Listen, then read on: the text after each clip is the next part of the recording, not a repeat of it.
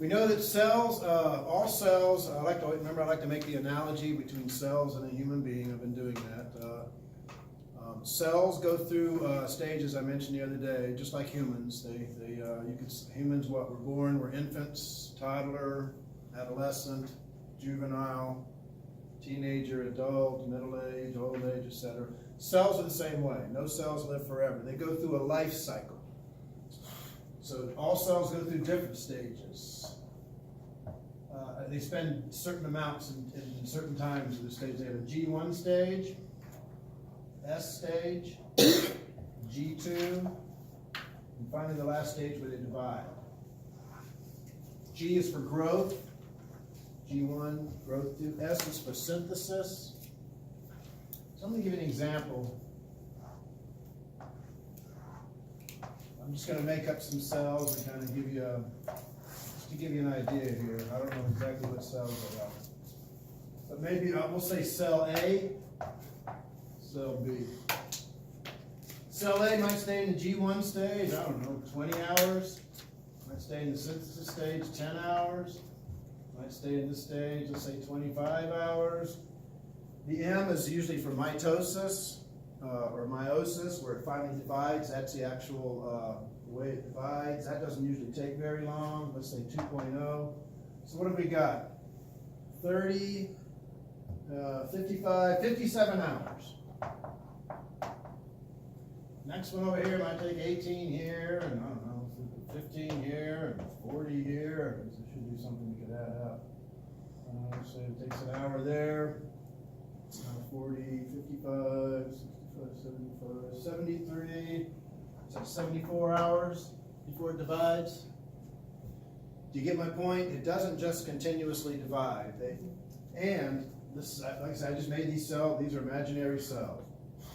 So this cell A has a life cycle of 57 hours before it divides. This one over here has 74 hours. It can't go from one stage to the next until it's finished doing everything that's required in the first stage. So I mentioned the other day, it's like an assembly line. So if everything that occurs here in G1 for A cell, it needs to occur. If everything occurs, it matures to a certain point, it will go to this next phase. Let's say in this next phase, something goes wrong. The cell cycle will halt itself. And repair enzymes will come in and fix whatever's wrong. Once they fix whatever's wrong, they'll press the start button again. You can finish this phase here, go to G2 phase, hopefully finish it with everything okay, go here and divide. We got a new cell. If it can't fix it, it'll kill the cell. If the cell is damaged and can't be fixed, the cell will be it's called apoptosis. We'll talk about some terms in a minute. You don't want a bad cell to go through this cell cycle.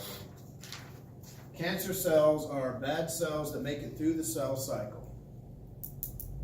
So let's say, for example, if this cell didn't get fixed, it didn't get killed, and it made it through here, we would have a cancer cell here. What does the cancer cell do? It no longer has the original function of the original cell, and it outdivides all the other cells around it. So, you talk about people who have liver cancer or kidney cancer, brain cancer. Cancer always starts with one cell that makes it through the cell cycle where it shouldn't. So what happens? Let's say this is your kidney and you got millions of nephrons, kidney cells here. This cell here is alive. Remember, cancer cells are alive. You eat, they live. They're still going to divide. They're going to divide fast. So pretty soon you're going to have more of these non-functioning cancer cells. When you get enough that there's not enough to do liver function, kidney function in this case, your kidney fails. Okay. So what do we got here? Let's go with some terms from your handout, the one I gave out today.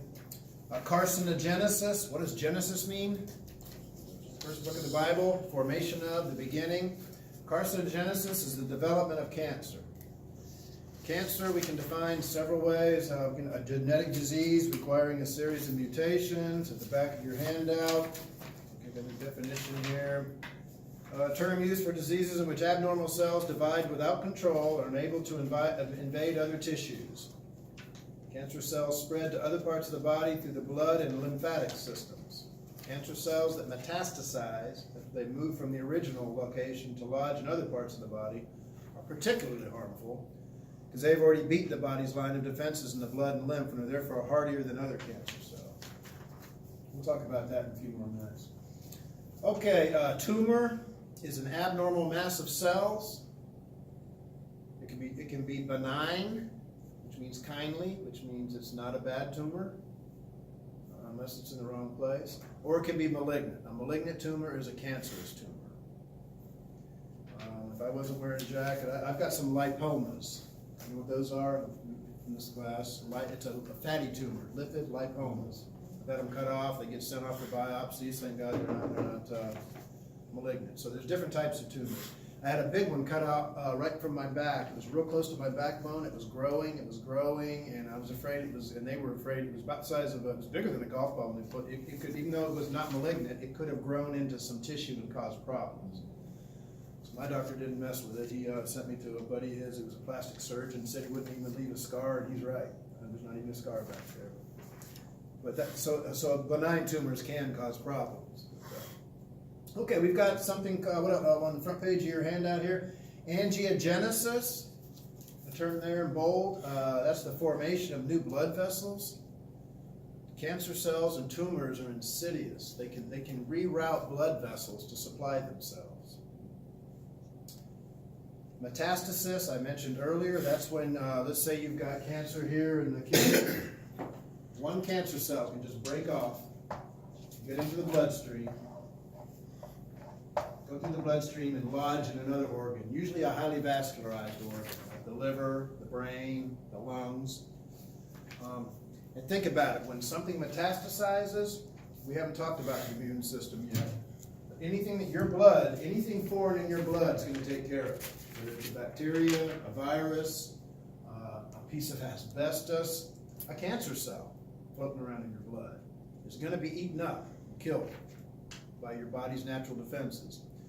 So if a cancer cell does leave an area, breast cancer is very famous for that. You develop breast cancer and it metastasizes to another organs. When a cancer cell does metastasize to another organ, then it's a super cancer because it's beaten the body's defenses, right? When it left the original tumor or tissue, got into your blood. In most cases, your blood will kill that cancer cell. If that cancer cell survives your blood and lodges somewhere else, it's going to be real. That's a super cancer by that time. Okay, how's everything work here? We've got the P53 gene is called a tumor suppressor gene. That's what I was talking about here. I can't remember exactly what chromosome it's located on. But the P53 gene ordinarily halts the cell cycle when something goes wrong. When the DNA mutates, the P53 gene helps it to repair itself. Why is all this happening here? It's in that handout there. But DNA molecules are sensitive and are constantly acted on by physical and chemical agents that can cause mutations that lead to cancer. So again, DNA molecules are sensitive. Constantly acted on by physical and chemical agents that can cause mutations that lead to cancer. So how does all this work? The cell constantly monitors its own DNA, and if any agent has caused changes or damage, repair enzymes go to work to correct things. The P53 gene is involved in mobilizing repair enzymes, which stop or halt the cell cycle when something goes wrong, while repair is going on. If it is repaired, the cell cycle continues as normal. The cell cycle goes through, we got a normal cell divides and forms, and we're fine. If the DNA cannot be repaired, the P53 gene promotes cell suicide, and that's called apoptosis or apoptosis. That's another term in bold on the second page of your handout I gave you. So bottom line, therefore, if the DNA cannot repair itself, or if apoptosis does not occur as it should, cancer will progress.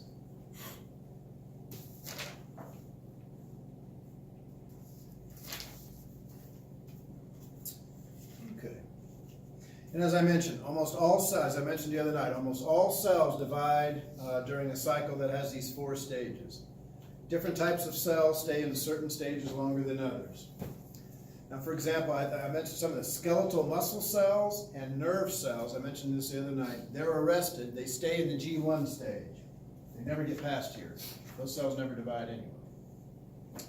Cardiac muscle cells are arrested in this stage. They never get past this stage. Remember I told you, we talked about it the other day, certain cells don't divide. But most cells do divide. Another definition of cancer here, uncontrolled cell growth, which interferes with the cell's natural cell cycle. So again, if apoptosis, if the cell can't repair itself, if it can't kill the cell, then the cell will go through and divide, and we got cancer. Cancer always starts in every individual, human, animal, whatever, with one cell. One cell made it through our defenses here. I think I mentioned to you the other day that each day all of us are fighting off cancerous tumors. I went fishing with an oncologist once, and he said, Barton, while we've been sitting here drinking beer, fishing all day, your body has probably had a dozen cancerous tumors that is taken care of.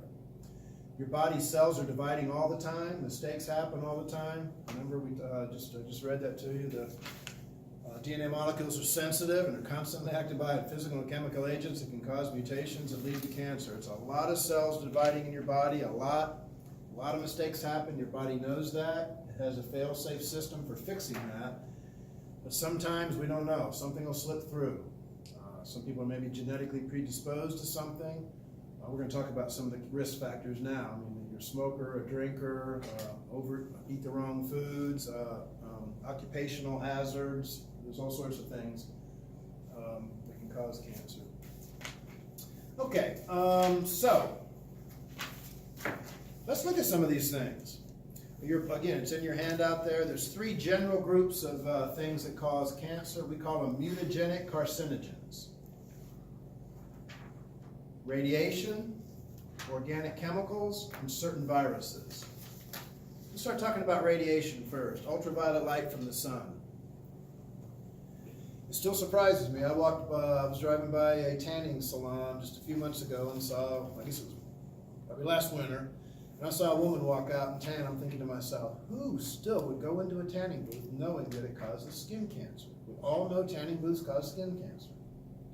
But then again, I see people smoking cigarettes all the time, and they know it causes lung cancer. So we all do things all the time that we know that isn't good for us. Ultraviolet light from the sun does cause cancer. The incidence of skin cancer is way up. The rate of skin cancer is way up. We think it might have something to do with the ozone, the protection, the greenhouse gases. We don't have the protections up there. We don't really know. Remember, we talked about this. I heard something the other day, but it's incorrect to say there are more cancer cases in 2018 than there were in 2000. Or let's say 1998, 20 years ago. Why does that statement not mean anything to us? What else has occurred in the last 20 years in this country to the population? Growth. It's grown. I hear it all the time in the news. Well, there's more cancer now than there was 20 years ago. Yeah, but there's probably 40 million people in this country now than there was 20 years ago, so of course we're going to have. But it's the rate of skin cancer is way up. I used to, anyway, there's ways to, certain people have certain skin types, but UV light from the sun does cause cancer. Radon gas, which is supposed to be pretty significant in Georgia. They say approximately most of lung cancer cases are caused, 90% of lung cancer cases are caused by smoking. But the other might be caused by occupational or perhaps radon gas. It's a natural it's a gas with radiation in it. It's a substance, radon, that's underneath our bedrock foundation here that seeps up into your house. You have a lot of commercials on TV and the radio. You can get indicators. I've never worried about it. My house hasn't been that airtight. But radon gas, if you're concerned with it, it is a factor in this part of the country. Okay, another thing that comes under radiation that we all know about are X-rays. X-rays do cause cancer. If they don't, next time, anybody been here for, what happened to where does the x-ray technician go when they push the button? They're around the corner, a protective lead shield, looking through a little window. If that was just fine, they'd be sitting there beside you. Now, they claim, and they do tell you, it's a lot better than it used to be. It used to be 30, 40 years ago, you go to the dentist, and that radiation apparently was shooting all over the place. Now they have a lot better machines, they can aim it and do a certain thing. But still, the bottom line is avoid excessive x-rays if you don't have to.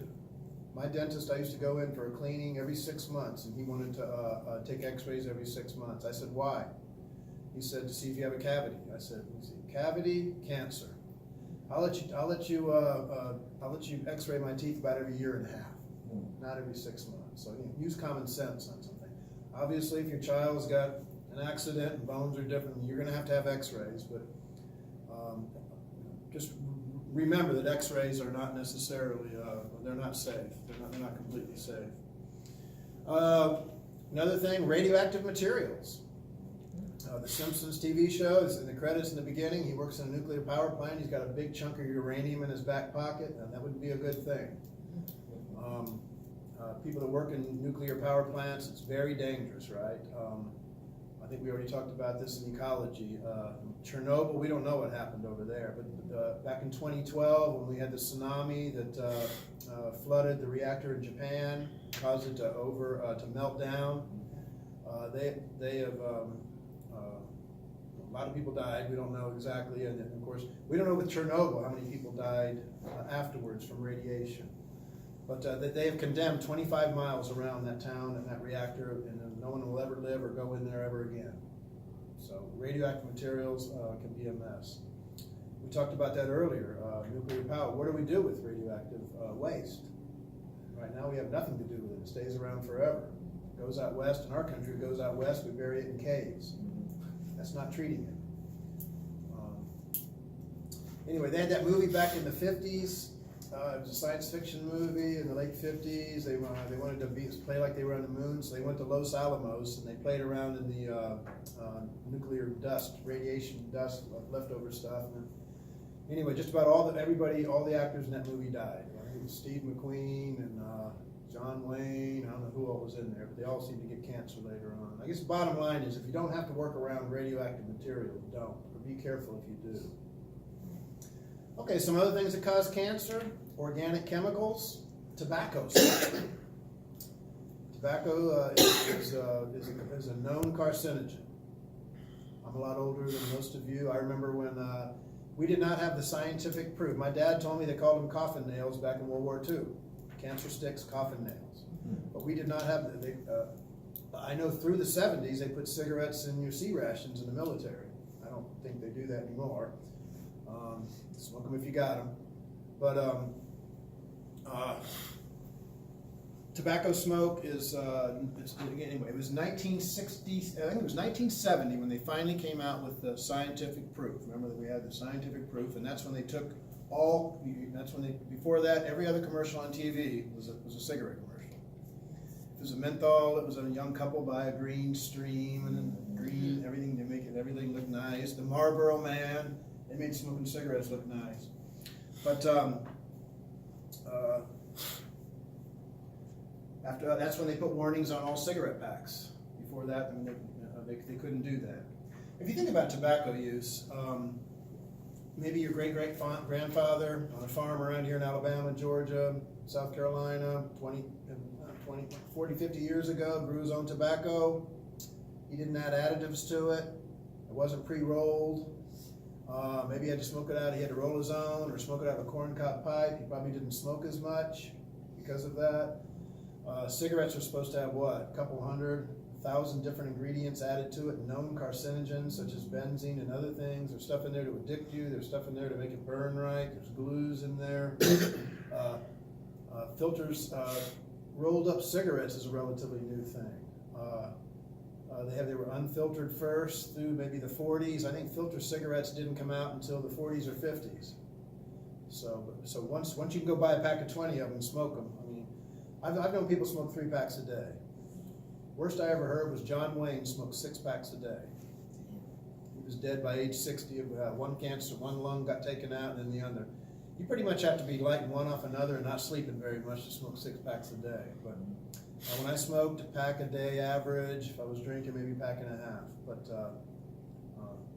bottom line here, if you smoke, there's only 2 ways, and a lifetime of smoking will leave you with lung cancer and/or emphysema.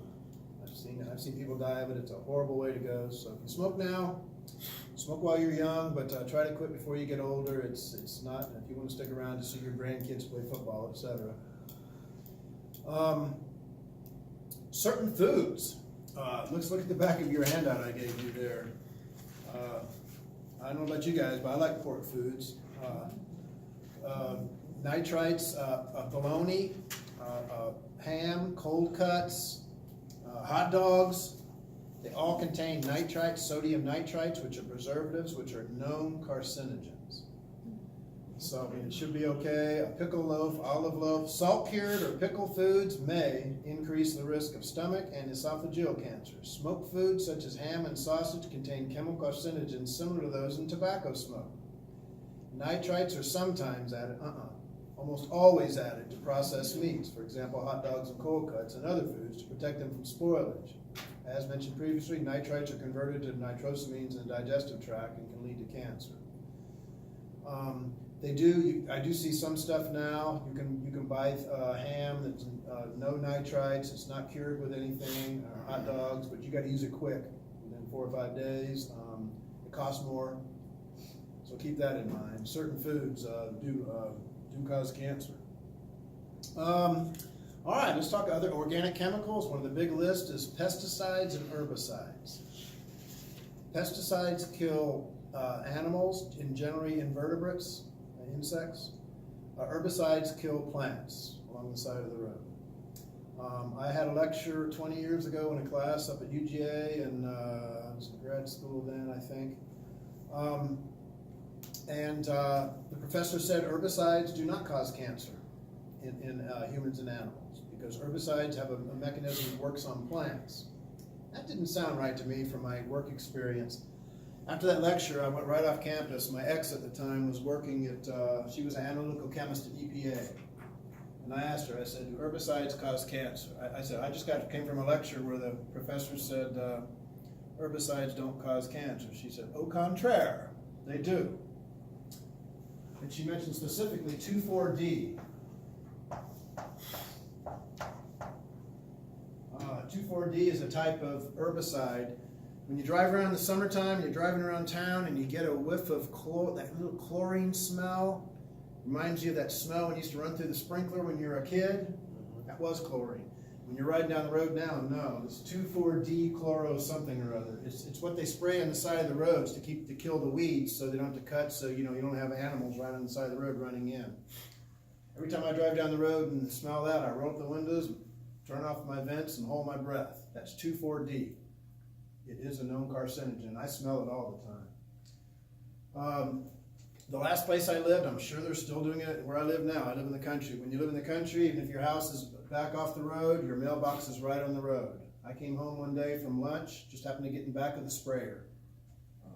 Just going slow, just completely drenched my mailbox with 2,4-D.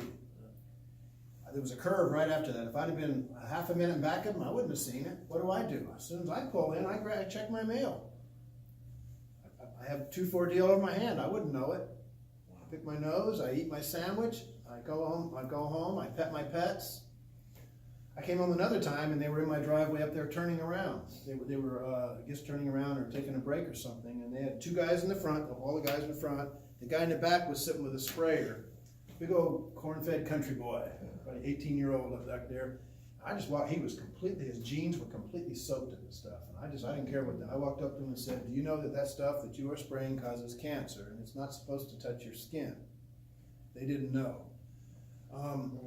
I would have recommended to them, the county I lived in wasn't that big. You could pay someone $10 an hour, 2 guys riding a tractor and manually cut the roadsides.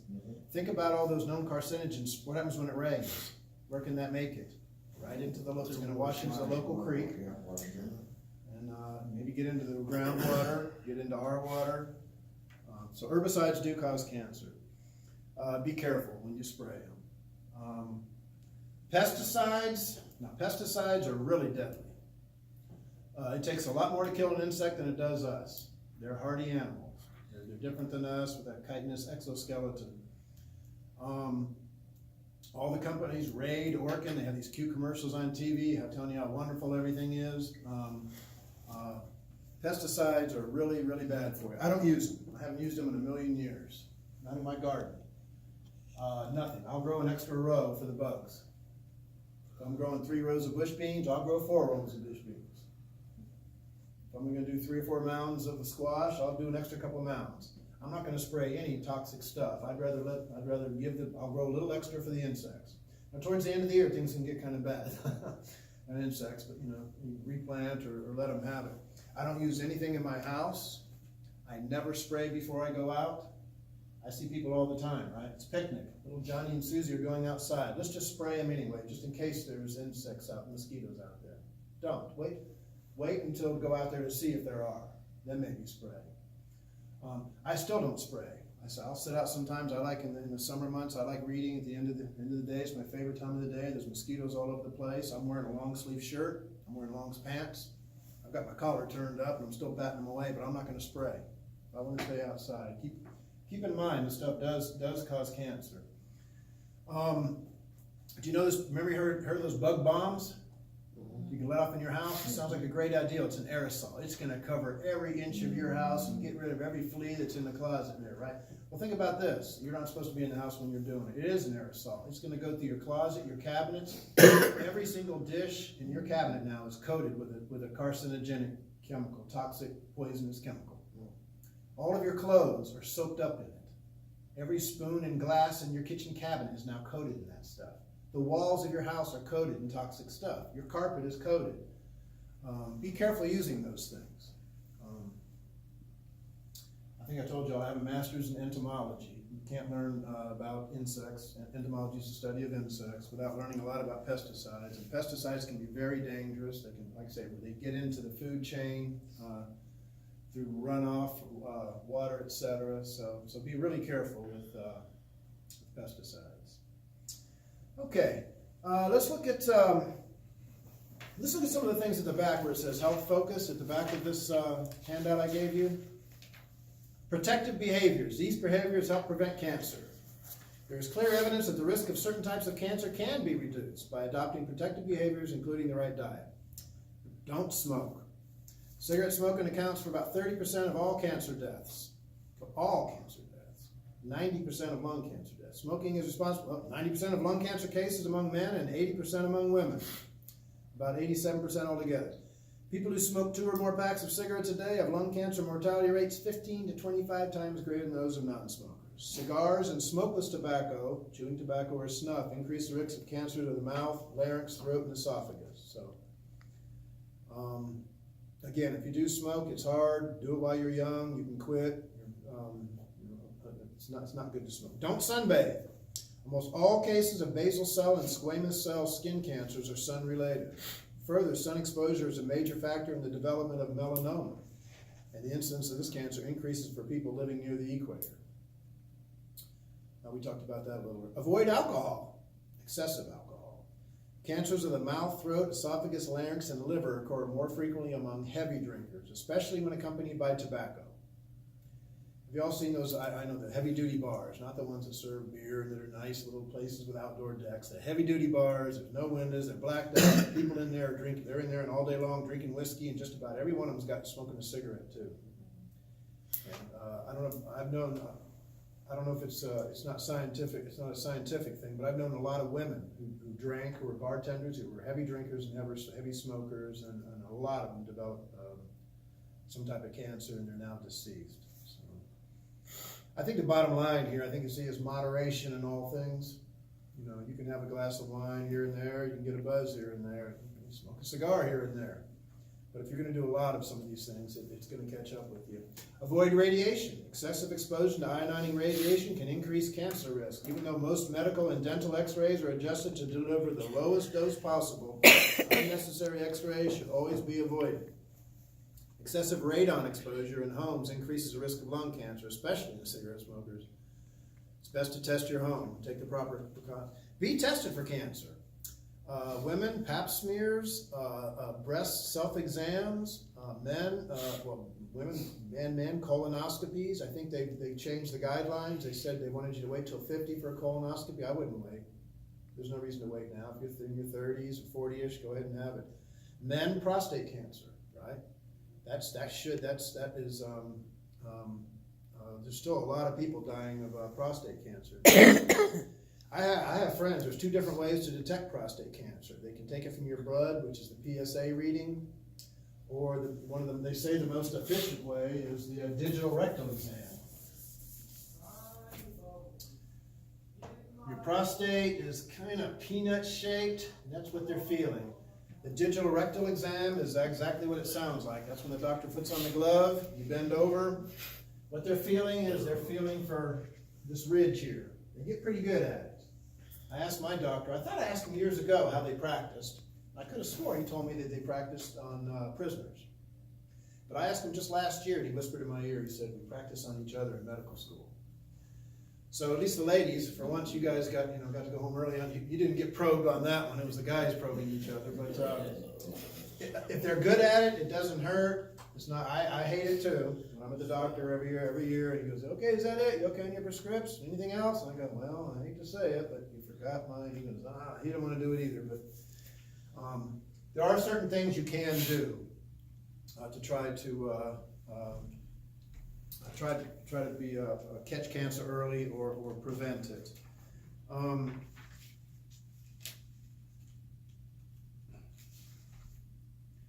Well, I've listed at the back of the cancer handout, I've listed out types of cancer treatment. Treatment has gotten much better in a lot of ways. Remember, there's curing. You can cure something or you can treat something. Curing is ideal. I guess you can cure cancer. You can certainly put it into remission for decades, but if you can treat something, that's fine. You can treat something, that means you don't cure, but you can treat it, and a person can live a normal life by being treated, and still live for many, many years to come. So some of the cancers now, we're really making leaps and bounds on. It used to be pancreatic cancer. By the time you got diagnosed, it was too late. There were other cancers like that. There's still some bad ones, real bad ones out there. Leukemia. What are you going to do with cancer of the blood? We're going to talk about a little bit. There's different ways: surgery, chemotherapy, radiation, immunotherapy. But you can't take your blood out, right? The thing that got John McCain recently, a glioblastoma. I'm sorry. That's a horrible thing. It's a brain tumor that grows. It sends little tendrils down into your brain like roots, and they're invisible. You can't see them. That's pretty much a death sentence if you're diagnosed with that. So there's still a lot of them, but I've had friends with stage 4 skin cancer in the last few years, stage 4 lung cancer, and they're survivors. Whereas years ago that might not have been the case.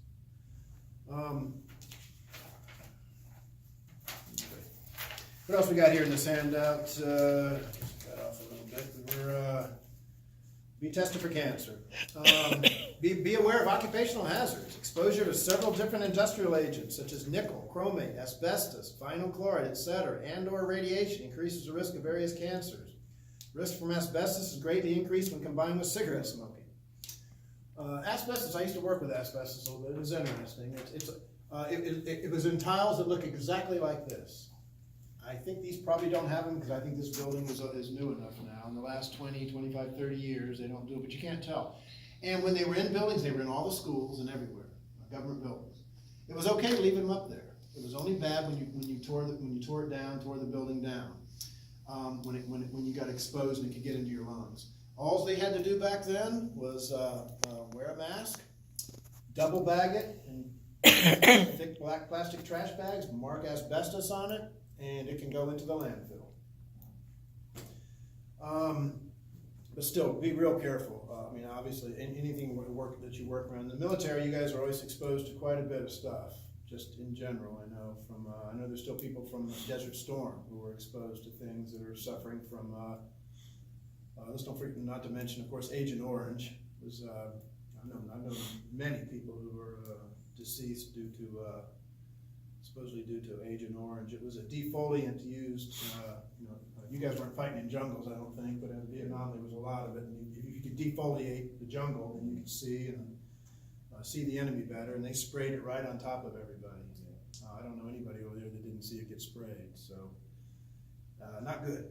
Beware of hormone therapy, ladies. Long-term estrogen therapy appears to increase the risk of uterine, breast, and ovarian cancer. Only short-term therapy for severe menopausal symptoms is recommended.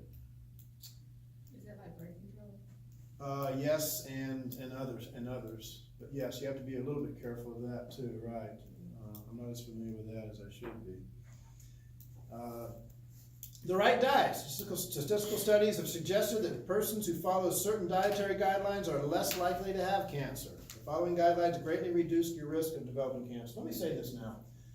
There are people, I've known people who were health nuts their whole life. Never smoked, never drank, ate nothing but honey and fresh vegetables, and worked out and got cancer and were dead by the time they were 30. I've known people that smoked, drink, ate nothing but pizza and chili dogs, and they're going to make it to 80 or 90 years old, or 100. There's always those exceptions. Genetics, some people are more genetically predisposed. Certainly cancer, the BRCA gene the BRCA genes for breast cancer. If you have your mother, your grandmother, your aunts have cancer, have all had breast cancer, there's a real good chance that you have a higher chance of getting it, and you should be checked more often. So if you have a family history of certain cancers, certainly check those things out. But there are certain things you can do. So the right diet. Avoid obesity. I just heard it on the radio the other day. 40% of adult Americans are obese. Now the definition of obese is different but still we're getting to be a quite heavy society here. I think due to the fast food, but other things also, and lack of exercise due to maybe technology and things like that. It's a lot easier. Kids are going to play on a computer and iPad now. When I was a kid, we had to go out and run around the woods and play with sticks and toys and little things we had to make up, so we were outside more. But avoid obesity. The risk of cancer, especially colon, breast, and uterine cancer, is 55% greater among obese women and 33% greater among obese men compared to people of normal weight. Lower your total fat intake. Having excess fat is not good for you. A high fat intake has been linked to the development of colon, prostate, and possibly breast cancers. Eat plenty of high fiber foods. These include whole grain cereals, fruits, and vegetables. Studies have indicated that a high fiber diet protects against colon cancer, a frequent cause of cancer death. It is worth noting that foods high in fiber also tend to be low in fat. Okay.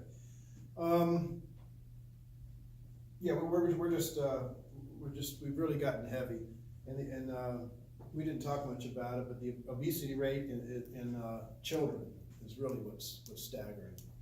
When you see 8-year-olds that are obese, there's a problem. Mitosis, we're still growing. All of us are growing until we're about 18, especially 8 or 10-year-olds. They're doing so much growing, and they should be able to take a lot of calories. It's different for me, right? At my age, anything I eat now, I don't need to take that many calories. But for a child who is growing to be obese, there's something wrong. They're not getting the correct foods in the diet. I don't know of another country in the world, you guys have traveled more than I have, that has fast food like we do. I really think if someone wants to bring this country to its knees, instead of hitting us with military or something like that, China's rich enough. They could buy every fast food restaurant in this country and close them all down in one day, and we would surrender.